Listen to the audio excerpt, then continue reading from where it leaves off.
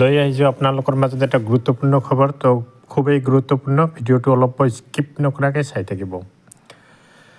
যে কা বিৰোধী আন্দোলন, যে লোকসভা নিৰ্বাচনৰ পূৰ্বে কেন্দ্ৰীয় চৰকাৰে নাগৰিকত্ব সংশোধনী আইনৰ বিধি প্ৰস্তুত কৰি কাৰ্যকৰী কৰিব বুলি গৃহমন্ত্ৰী অমিত শ্বাহে কৰা ঘোষণাৰ পাছতে এতিয়া পুনৰ এই আইনৰ বিৰুদ্ধে সমাৱেশ অনুষ্ঠিত কৰিছে নাগৰিকত্ব সংশোধনী আইন কা বিৰোধী সমন্বয় সমিতি অসম।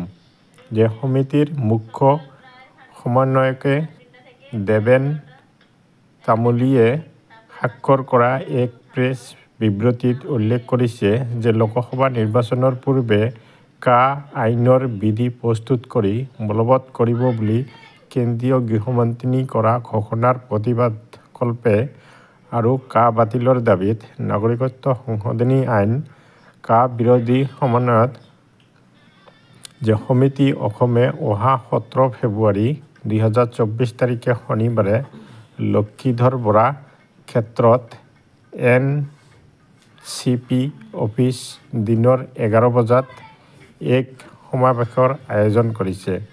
সমাৱেশত বিভিন্ন দল সংগঠনৰ প্ৰতিনিধিৰ উপৰিও ভালেসংখ্যক বিশিষ্ট ব্যক্তিয়ে অংশগ্ৰহণ কৰিব। সমিতিয়ে কা বিৰোধী ৰাইজৰ উপস্থিতি কামনা কৰিছে।